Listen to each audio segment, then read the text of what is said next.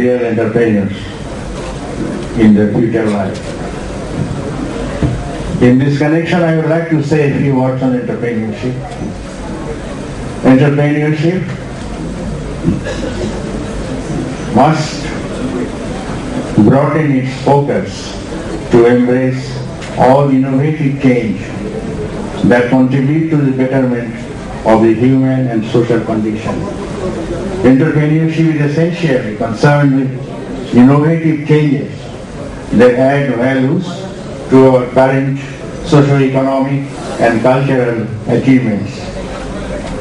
Entrepreneurship development is an essential part of human and social development. Most important participant here, our student, actually who makes the event beautiful, wonderful, productive, and proactive. Am I right? Yes. We know by this time, some of our stall, our entrepreneur ideas, already signed kind of MOU. আমরা যে আমাদের খবরটি দিতে চাই সেটি হচ্ছে যে আমাদের এই 3 দিনের বিজনেস ফেস্টিভ্যালের কিছু আইডিয়া অলরেডি আমরা মার্কেটে সেল করতে পেরেছি। আমাদের ছাত্রদের রচনা এবং তাদের নির্দেশনায় আমরা একটি বিজনেস ড্রামা দেখেছি। সে বিজনেস ড্রামায় যে জিনিসটি ব্যাখ্যা করা হয়েছে সেটা হচ্ছে এই একটা অফিসের ব্যাক কালচার। আমরা অফিসের কালচার সম্পর্কে জানি, অর্থাৎ ভালো জিনিসকে আমরা কালচার বলি, এবং সেই নাটকে একটি ব্যবসা প্রতিষ্ঠান কিভাবে ধ্বংস হতে পারে এবং তার যারা দায়িত্বশীল ব্যক্তি থাকেন তারা কিভাবে একটি প্রতিষ্ঠানকে ধ্বংস করে সেই জিনিসকে দেখানো হয়েছে। আসলে আমাদের উদ্দেশ্য ধ্বংস ছিল না, আমাদের বলতে যারা এটাকে রচনা করেছে এবং যারা এটাকে পারফর্ম করে তাদের উদ্দেশ্য ছিল যে কোন অফিসে যদি এই ধরনের কোন কালচার না থাকে সেই মেসেজটাই দেওয়া, এবং আশা করি আমাদের যারা অডিয়েন্স ছিল সেখানে তারা সেটাকে উপভোগ করেছে। এই ডাবলিন ইন্টারন্যাশনাল ইউনিভার্সিটি আজকে 8ম বর্ষ পদার্পণ করছে। এই 8টি বছরই হলো সাফল্যের বছর, এবং এই বাংলাদেশের শিক্ষার ক্ষেত্রে ডাবলিন ইউনিভার্সিটি একটা নতুন যুগের সূচনা করেছে। শিক্ষার ক্ষেত্র প্রাইভেট পাবলিক ইউনিভার্সিটির ফেলিওরের পরে প্রাইভেট সেক্টর ইউনিভার্সিটি আছে, এবং অনেকগুলো প্রাইভেট ইউনিভার্সিটি দেশে আছে।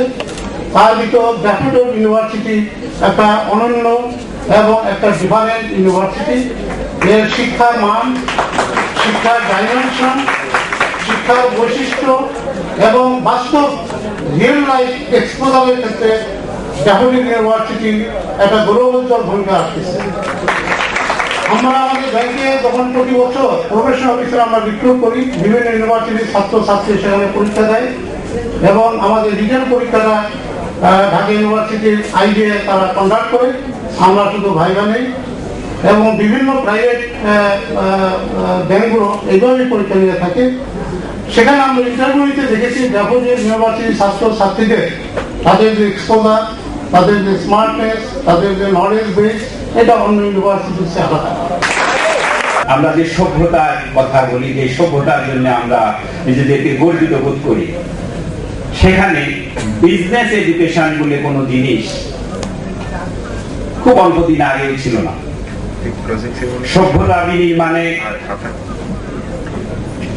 শিল্প, সাহিত্য, সংস্কৃতি, ফাইন্যান্স অর্থাৎ হিউম্যানিটি, এগুলো হচ্ছে সভ্যতার মূল উপাদান।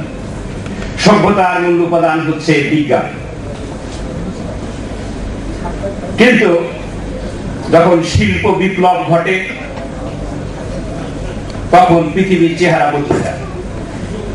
পৃথিবীর চেহারা বদলে যায় তখন, এবং এর কিছুদিন আগে অ্যাডাম স্মিথের নাম আপনারা অনেকেই শুনেছেন, ছাত্ররা শুনেছে। তিনি এক সময় তার বিখ্যাত গ্রন্থে ইকোনমিক্সের ধারণা বিশ্ববাসীকে জানান। তারও কিছুদিন পরে কেইনসের কথা আপনারা অনেকে শুনেছেন। তিনি দাবি করলেন the world is going to be ruled by the idea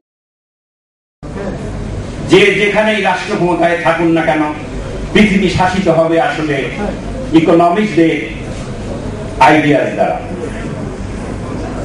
এবং সম্ভবত তাই হচ্ছে। সেজন্যই সম্ভবত আইনস্টাইন যখন দ্বিতীয়বার নোবেল প্রাইজ পান, সেই প্রাইজ দিতে গিয়ে, অ্যাওয়ার্ড দিতে গিয়ে তিনি বলেছিলেন যে আমাকে কেন সম্মানিত করা হয়েছে সে কথা হয়তো মহৎ মানুষের ভাবেই বলবেন, সেটি আমি বুঝতে পারছি না। কারণ আমি যে কাজটি করেছি সে কাজটি আমি না করলেও বিশ্ব ব্রহ্মাণ্ডের অবস্থা এমনি থাকতো যেমনি আমি করার পরেও হয়েছে। আপনারা নিশ্চয়ই জানেন যে আইনস্টাইনের বড় কাজ ছিল বিশ্ব ব্রহ্মাণ্ডের সেটিং কি, অর্থাৎ গ্রহ, নক্ষত্র, চন্দ্র তারকা কোথায় কি আছে সেটা সে কম্পিউটারের সাহায্যে নয়, তিনি তার কাগজ কলমে বসে নির্ভুল ভাবে বলে দিয়েছিলেন, যা ম্যাথমেটিক্সের সাহায্যে, যা আজও আপনারা হয়তো জানেন, যা আজও সত্য, সঠিক প্রমাণিত হয়েছে। বিজনেসের প্রয়োজনীয়তা কিছু অন্যান্য দেশে জানি না কি, কিন্তু এই উপমহাদেশে বিজনেসের গুরুত্ব কিন্তু প্রথম থেকেই মানুষ উপলব্ধি করতে পেরেছে। এবং ঢাকা বিশ্ববিদ্যালয় 1921 সালে প্রতিষ্ঠিত হয়েছে। 1922 সালে 2টা ফ্যাকাল্টি হয়েছিল, তিনটা ফ্যাকাল্টি, একটা সায়েন্স ফ্যাকাল্টি, একটা আর্টস ফ্যাকাল্টি আর একটা ল ফ্যাকাল্টি। সেই আর্টস ফ্যাকাল্টিতেই কিন্তু বিজনেস কমার্স বলে একটা ডিপার্টমেন্ট ছিল।